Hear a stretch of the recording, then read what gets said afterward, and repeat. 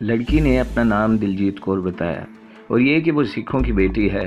اس کا گاؤں جلندھر کے بالکل قریب ہے۔ اس نے بتایا کہ کم و بیش 5 سال پہلے وہ اپنی ماں کے ساتھ ایک اور گاؤں چلی گئی۔ اس گاؤں میں ایک میلہ لگا کرتا تھا۔ اس وقت دلجیت کور کی عمر 19-20 سال تھی۔ اس گاؤں میں ماں بیٹی اپنے قریبی رشتہ داروں کے ہاں گئی تھیں اور میلے کی خاطر گئی تھیں۔ اس گاؤں میں ان کے رشتہ داروں میں ایک ہی لڑکا تھا جو اس کے ساتھ شادی کرنا چاہتا تھا۔ دلجیت کور خود اس لڑکی کو پسند نہیں کرتی تھی اور اس کے والدین اور بھائی بھی اس لڑکی کو اچھا نہیں جانتے تھے۔ اس کے ماں باپ نے دلجیت کور کا رشتہ مانگا تو اسے صاف جواب مل گیا۔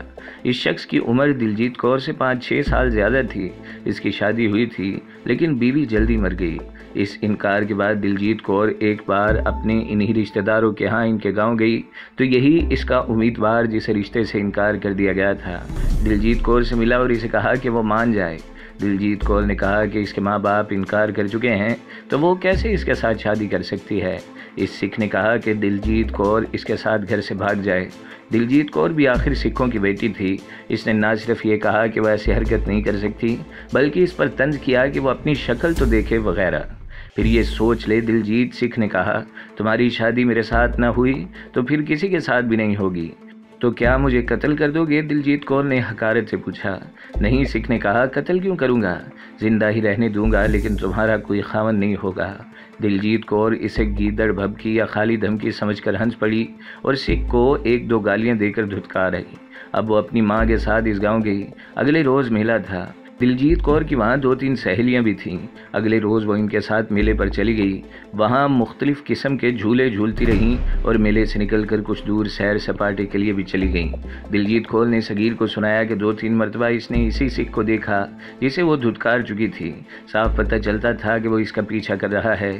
وہ آندھی اور بگولوں کے دن تھے۔ اچانک آندھی آ گئی۔ اس وقت لڑکیاں میلے سے کچھ دور چلی گئی تھیں جہاں کوئی اور نہیں تھا، سب لوگ میلے میں تھے۔ آندھی نے اس قدر گرد اڑائی کہ اپنا آپ نظر نہیں آتا تھا۔ آندھی کی چیخیں بڑی ڈراؤنی تھی۔ سکھوں کی بیٹیاں ڈرنے والی تو نہیں تھی لیکن آندھی اس قدر تیز اور تند تھی کہ لڑکیاں چیختی چلاتی ادھر ادھر بکھر گئیں۔ دلجیت کور جو سب سے بالکل ہی الگ ہو گئی۔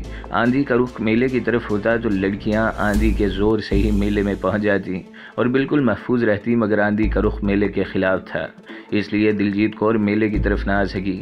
وہ اس طرف آنے کی جتنی کوشش کرتی تھی، آندھی اتنی ہی شدت سے اس کے پاؤں اکھاڑتی تھی۔ کسی آدمی نے اسے اپنے بازوؤں میں جکڑ لیا۔ دوسرے آدمی نے اس کا دوپٹہ اس کے منہ اور سر کے گرد اس طرح لپیٹ دیا کہ اس کی آواز بھی نہیں نکلتی تھی۔ پھر اس دوسرے آدمی نے دلجیت کور کو ٹانگوں سے اٹھا لیا اور اس طرح یہ دونوں آدمی اسے اٹھا کر لے گئے۔ کچھ دور ایک ٹانگا کھڑا تھا، اس میں دلجیت کور کو پھینکا اور ٹانگا چل پڑا۔ آندھی کے گرد و غبار میں یہ جبری اغوا کوئی دیکھ نہ سکا۔ 2.5-3 گھنٹوں بعد ٹانگا رکا اور دلجیت کور کو ایک مکان میں لے گئے۔ وہاں اس نے دیکھا کہ اسے اغوا کرنے والوں میں ایک اس کا وہی امیدوار تھا جسے دلجیت کور نے اور اس کے گھر کے ہر فرد نے دھتکار دیا تھا۔ دلجیت کور اسے گالیاں دینے لگی جس کے جواب میں اس سکھ نے اور دوسرے نے اسے بہت مارا پیٹا اور پھر قتل کی دھمکیاں دی۔ اس کے بعد تصور میں لایا جا سکتا ہے کہ دلجیت کور کے ساتھ ان سکھوں نے کیا سلوک کیا۔ دلجیت کور صغیر کو یہاں تک بات سنا کر بہت روئی بھی ایسی کہ اس کے لیے بولنا ممکن نہ رہا۔ اس وقت صغیر نے اسے اپنے قریب کر کے اپنے پاس بٹھا لیا تھا۔ دلجیت کور نے صغیر کو بڑی لمبی بات سنائی اور کہا کہ اس سے پہلے بھی وہ ایک آدمی کے ہاتھ فروخت ہو چکی ہے اور 1 سال بعد ایک اور آدمی اسے خرید کر لے گا جس نے اسے 1.5 سال داشتہ بنائے رکھا۔ پہلے آدمی کی بھی وہ داشتہ بنی رہی، اس کے ساتھ وہ شملہ پہنچی۔ یہ تیسرا آدمی تھا جس نے اسے خریدا تھا۔ یہ کوئی کاروباری آدمی نہیں تھا۔ یہ آدمی اسے کسولی لے گیا اور وہاں سے وہ اس پنڈت کے ہاتھ چڑھ گئی۔ پنڈت رمیش چندر نے بھی اسے خریدا تھا اور اب وہ اس کی داشتہ تھی۔ کیا تم نے کبھی بھاگنے کی نہیں سوچی؟ صغیر نے پوچھا۔ نہیں، دلجیت کور نے جواب دیا، من ہی مارا گیا ہے۔ کیا تم مجھے اپنے ساتھ جلندھر لے چلو گے؟ لے چلوں گا، صغیر نے کہا، یہ زخم ٹھیک ہونے دو، لیکن اس پنڈت کو معمولی سا آدمی نہ سمجھنا۔ دلجیت کور نے کہا، قبر تک ہمارے تعاقب سے نہیں ہٹے گا، یہ بھی دیکھ لیں گے، صغیر نے کہا۔ دلجیت کور نے اپنا سر صغیر کے کاندھے پر رکھ دیا تھا۔ بہت خطروں، اندیکھے، انجانے حالات میں سے گزرتی صغیر کی زندگی کی ایک اور رات گزر گئی۔ دلجیت کور صغیر کے پلنگ پر سوئی ہوئی تھی۔ وہ بے خبری کی گہری نیند سوئی تھی۔ اسے ایسا غم نہیں تھا کہ یہ غیر آدمی اس کی آبرو ریزی کرے گا۔ وہ آبرو باختہ لڑکی عصمت سے دستبردار ہو چکی تھی۔ دلجیت کور جو ایک گھوڑی کی مانند تھی، مالک جسے چاہتا سواری کے لیے پیش کر دیتا تھا۔ مالک نے اسے کثیر رقم سے خریدا تھا۔ اس علاقے کے تھانے دار کو پنڈت رمیش چندر نے دلجیت کور کے ذریعے یہ اپنے ہاتھ میں لیا تھا، اس لیے سارا گاؤں اس کا غلام بنا ہوا تھا۔ دور افتادہ دیہات کے لیے چھوٹا اور بڑا تھانے دار، پولیس حوالدار، پٹواری یا تحصیلدار بہت ہی بڑے افسر ہوتے ہیں۔ ان پر جس کا اثر و رسوخ چل جائے وہ دیہاتیوں کے لیے بڑی ہی باروب شخصیت بن جاتا ہے اور سب اس کے اشاروں پر ناچتے ہیں۔ ایک دلجیت کور ہی نہیں بلکہ گاؤں کے کمی ذاتوں کی کسی بھی لڑکی کو رمیش چندر اپنے مفادات کے لیے استعمال کر سکتا تھا اور کرتا بھی تھا۔ دلجیت کور کو تو اس نے اپنے لیے اور بڑے افسروں کے لیے رکھا ہوا تھا۔ صغیر تو اس کے لیے رحمت کا فرشتہ تھا جس نے اسے خونخوار ریچھ سے بچایا تھا۔ دلجیت کور نے صغیر سے کہا تھا کہ اس رمیش چندر کو معمولی آدمی نہ سمجھنا، حقیقت بھی یہی تھی۔ رمیش چندر کے پاس دلجیت کور اور گاؤں کی 2-4 اور لڑکیاں ہی اثر و رسوخ پیدا کرنے کے لیے نہیں تھیں، بلکہ وہ روپے پیسے والا آدمی تھا۔ گاؤں سے ذرا ہی دور کچھ جگہ ہموار تھی جہاں رمیش چندر کی زرعی زمین تھی اور پھلوں کا باغ بھی تھا۔ اس جگہ سے کچھ اور آگے بھی اس کی کھیتیاں تھیں۔ کچھ کھیتیاں ایک پہاڑی کی ڈھلان پر سیڑھیوں کی طرح تھیں۔ یہ ساری کھیتیاں اور باغ رمیش چندر کے لیے سونے کی کان تھیں۔ دلجیت کور کی آنکھ کھلی تو اس نے سب سے پہلے یہ دیکھا کہ صغیر اس کے پاس پلنگ پر نہیں تھا۔ سورج اوپر آ گیا تھا۔ دلجیت کور اٹھی اور دیکھا کہ صغیر کمرے میں پڑی ہوئی ایک چارپائی پر سویا ہوا تھا جس پر نہایت معمولی سا بستر بچھا ہوا تھا۔ دلجیت کور آہستہ آہستہ اٹھی۔ اس کے انداز میں حیرت زدگی تھی۔ صغیر نے اپنی یہ بات پوری کر دکھائی تھی کہ اس لڑکی کے جسم کے ساتھ وہ ذرا سا بھی دلچسپی نہیں رکھے گا۔ وہ اٹھی اور صغیر کی چارپائی پر جا بیٹھی اور اس کے چہرے پر نظریں گاڑ دیں۔ صغیر گہری نیند سویا ہوا تھا۔ دلجیت کور نے صغیر کے بڑے ہوئے لمبے بالوں میں انگلیاں پھیریں۔ وہ تو اسے بالکل ہی بدلا ہوا انسان سمجھنے لگی۔ صغیر کی آنکھ کھل گئی۔ دلجیت کور کو اپنے پاس بیٹھا دیکھ کر وہ اٹھ بیٹھا۔ تم شاید زخموں کی وجہ سے، دلجیت کور نے کہا، یا شاید تم سادھو محنت آدمی ہو اس لیے رات مجھ سے دور ہٹ کر گزاری ہے۔ نہیں، صغیر نے کہا، میں نے رات تجھے کیا کہا تھا؟ زخم معمولی ہیں جنہوں نے رات مجھے ذرا سی بھی تکلیف نہیں دی۔ باقی رہا یہ کہ میں سادھو ہوں، محنت ہوں یا کیا ہوں، میرا تمہارے ساتھ وعدہ ہے کہ جلندھر تمہیں اپنے ساتھ لے جاؤں گا۔ ایک بات صاف کہہ دوں، برا تو نہیں مانو گے، دلجیت کور نے کہا۔ شک ہونے لگا ہے جیسے تم مجھے بہلا ورگلا کر اغوا کرنا چاہتی ہو۔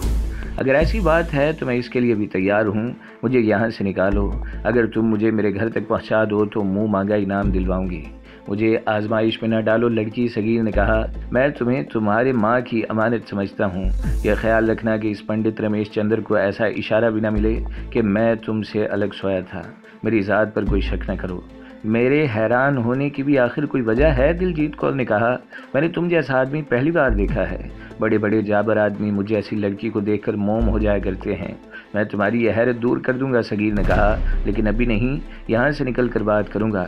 دل میں یہ اطمینان بٹھا لو کہ تم اپنے ماں باپ کے پاس جاؤ گی یا ہم دونوں موت کے منہ میں جائیں گے۔ مجھ سے اور کچھ نہیں پوچھنا۔ میں جاتی ہوں، دلجیت کور نے بڑے خوشگوار اور مطمئن لہجے میں کہا، تمہارے لیے ناشتہ لاتی ہوں۔ صغیر نے ابھی کوئی اور بات نہیں کی تھی کہ لڑکی تیزی سے اٹھی اور کمرے سے نکل گئی۔ دلجیت کور کے جانے کے فوراً بعد وہ آدمی آ گیا جو رات بھر اس مکان کے باہر موجود رہا تھا۔ اس نے صغیر کے نہانے کا انتظام کر رکھا تھا۔ صغیر کو وہ غسل خانے تک لے گیا اور خود باہر کھڑا رہا۔ کچھ دیر بعد دلجیت کور صغیر کے لیے ناشتہ لے آئی۔ یہ دیہاتی ناشتہ تھا جس میں گھی میں تلے ہوئے پراٹھے تھے، ساتھ مکھن اور شہد اور ایک بڑا پیالہ دودھ کا بھرا ہوا تھا۔ ناشتے کے کچھ وقت بعد پنڈت رمیش چندر آ گیا اور ہندوؤں کی طرح ہاتھ جوڑ کر صغیر کو سلام کیا۔ اسے دیکھتے ہی صغیر سادھو بن گیا اور تارک الدنیا سادھوؤں کے انداز اور لب و لہجے سے باتیں کرنے لگا۔ صغیر کے لیے یہ معلوم کرنا بہت ہی ضروری تھا کہ اس علاقے کا تھانہ کہاں ہے اور کتنی دور ہے۔ اس نے اس علاقے کے متعلق پوچھنا شروع کر دیا، پھر اس علاقے کے گاؤں اور آبادیاں پوچھیں۔ رمیش چندر نے اسے ہر سوال کا جواب دیا اور بتایا کہ یہاں ایک ہی بڑا گاؤں ہے اور اسی گاؤں میں علاقے کا تھانہ بھی ہے۔ وہ گاؤں وہاں سے تقریباً 20 کلومیٹر دور تھا۔ صغیر رمیش چندر سے فوراً یہ نہیں پوچھ سکتا تھا کہ اس علاقے کا تھانہ کہاں ہے، ورنہ رمیش اس سے ضرور پوچھتا کہ وہ تھانے کو کیا کرے گا۔ صغیر نے اپنی اس سوال کا جواب باتوں باتوں میں لے لیا۔ اب بتاؤ مہاراج، رمیش چندر نے پوچھا، کہاں سے آئے ہو اور کہاں جا رہے ہو؟ اس وقت تو ہردوار سے آیا ہوں، صغیر نے کہا۔ کل تمہیں بتایا تھا کہ میں پرمیشور کی تلاش میں نکلا ہوں اور اس دنیا سے تعلق توڑ لیا ہے۔ یہ تو میں بتا ہی نہیں سکتا کہ کہاں جا رہا ہوں۔ ہردوار سے اشارہ ملا اور میں چل پڑا۔ یہاں سے چل پڑوں گا تو جہاں اشارہ ملے گا وہاں رک جاؤں گا۔ رمیش چندر کو یقین آ گیا تھا کہ یہ شخص واقعی تارک الدنیا سادھو ہے۔ باتوں باتوں میں رمیش نے اسے پوچھا کہ رات لڑکی نے اس کا دل خوش کر دیا تھا یا نہیں۔ لڑکی نے کوئی بدتمیزی تو نہیں کی تھی؟ یہ لڑکی سے پوچھنا، صغیر نے کہا۔ کیا لڑکی کا دل خوش ہوا ہے یا نہیں؟ ہم جسموں سے سروکار نہیں رکھتے، ہم تو دوسروں کی روح کو دیکھتے ہیں اور اس کی روح میں اتر جاتے ہیں۔ اس لڑکی کے متعلق میں نے تمہیں خاص بات بتانی تھی۔ یہ لڑکی تمہارے لیے بھاگیوان ہے، اسے سنبھال کر رکھو اور احتیاط سے اسے استعمال کرو۔ تم نے میرا دل خوش کرنے کی کوشش کی ہے اور میں تمہارا دل خوش کرتا ہوں۔ ہر دوار میں نے دنیا سے منہ موڑا تو تھوڑی سی طاقت میرے ہاتھ میں آ گئی۔ میں نے رات اس لڑکی کو سامنے بٹھا کر وہ طاقت استعمال کی ہے، اور اب تم دیکھو گے کہ اس لڑکی کی جوانی کبھی نہیں ڈھلے گی اور اس کا حسن ایسا ہی رہے گا جیسا اب ہے، بڑھاپے میں بھی جوان رہے گی۔ یہ تو ابھی تمہارے بھاگ جگائے گی۔ میں جتنے دن یہاں ہوں اس لڑکی کو میرے پاس بھیجتے رہنا، یہ تو تمہیں بھی جوان کر دے گی۔ یہ رمزیں ہیں اور یہ راز ہیں جو تم نہیں سمجھ سکتے۔ اگر یہ لڑکی تمہارے گھر میں نہ ہوتی تو میری تمہاری ملاقات کبھی نہ ہوتی اور آج تم زندہ نہ ہوتے۔ تمہاری چیری پھاڑی ہوئی لاش کو اب تک ریچھ اور اس کے بچے گدھ اور گیدڑ کھا چکے ہوتے۔ یہ اس لڑکی کا ستارہ ہے جو اپنے برج میں آ گیا اور میرے قدم اس طرف موڑ دیے جس طرف خونخوار ریچھ تمہارے پیچھے دوڑ رہا تھا۔ صغیر غیر معمولی ذہانت والا آدمی تھا۔ یوں کہا جا سکتا ہے کہ اس کی ذہانت اور فہم و فراست اوسط درجہ ذہانت والے لوگوں سے کئی درجے اوپر تھی۔ وہ اتنا ذہین اور عیار فطرت نہ ہوتا تو اتنا کامیاب جاسوس اور تخریب کار نہ ہوتا۔ انڈین انٹیلیجنس اسے کسی قیمت پر ضائع کرنے پر آمادہ نہیں تھی۔ وہ انسانی فطرت کی کمزوریوں اور دکھتی رگوں کو، خصوصاً ہندوؤں کی ذہنیت اور توہم پرستی کو خوب سمجھتا تھا۔ وہ جانتا تھا کہ ہندو ہر اس واقعہ یا قدرت کے مظاہروں کو جو اس کی سمجھ سے بالا ہو کسی دیوتا یا دیوی کا انعام یا عطاب مان لیتا ہے۔ پنڈت رمیش چندر اپنے علاقے اور خصوصاً اپنے گاؤں کا دیوتا بنا ہوا تھا، لیکن صغیر کی نگاہ میں اس پنڈت کی حیثیت سدائے ہوئے بندر سے بہتر نہیں تھی۔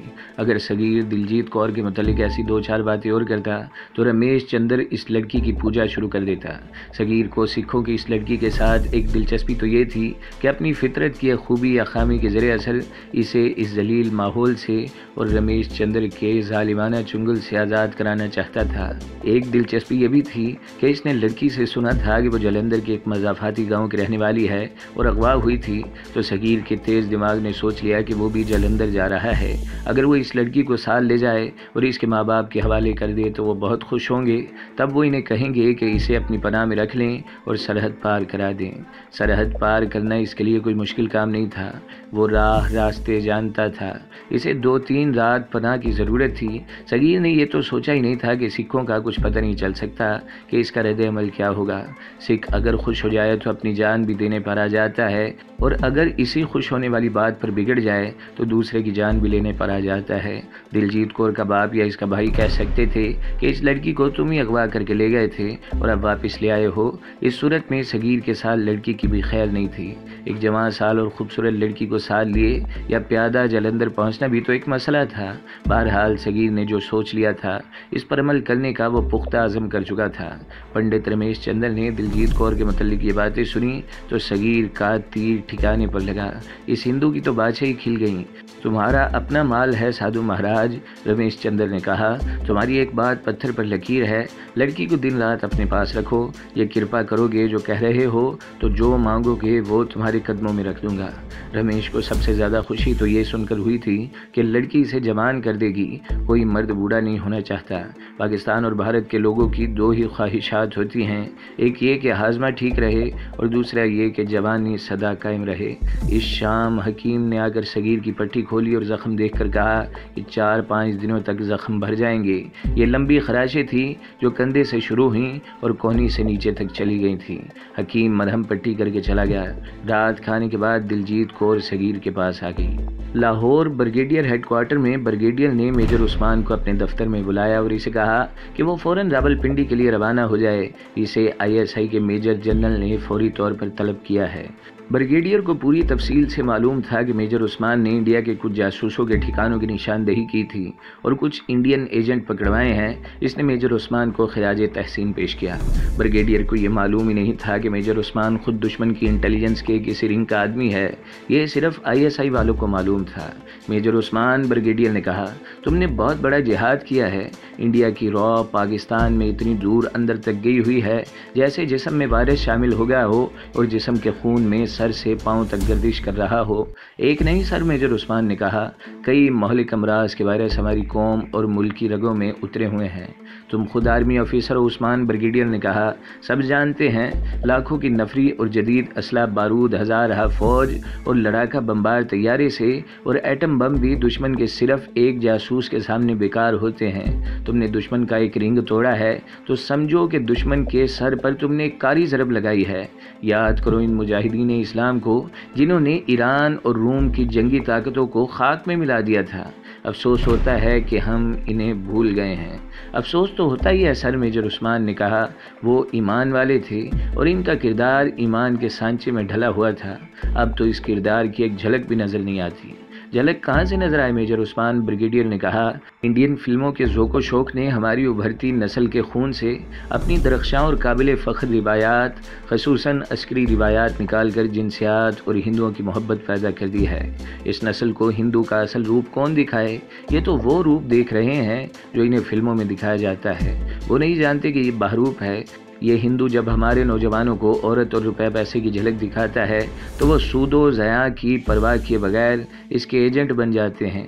کیا یہ علماء دین کا کام نہیں سر، میجر عثمان نے کہا۔ یہ علماء دین کی ذمہ داری ہے کہ وہ اپنی قوم کے نوجوانوں کو اسلام کے راستے پر لائیں۔ علماء دین، بریگیڈیئر نے کہا۔ اس کے ہونٹوں پر تنزیہ سے مسکراہٹ آ گئی، کہنے لگا، علماء دین نہ کہا کرو، صرف علماء کہنا کافی ہے۔ دین کو انہوں نے کہیں گم کر دیا ہے۔ انہوں نے قوم کو فرقہ بندی کے سوا دیا ہی کیا ہے؟ قوم کے اتحاد کے پرخچے اڑا دیے ہیں۔ صرف اتحاد ہی پارا پارا نہیں کیا، بلکہ بھائی کو بھائی کا جانی دشمن بنا دیا ہے۔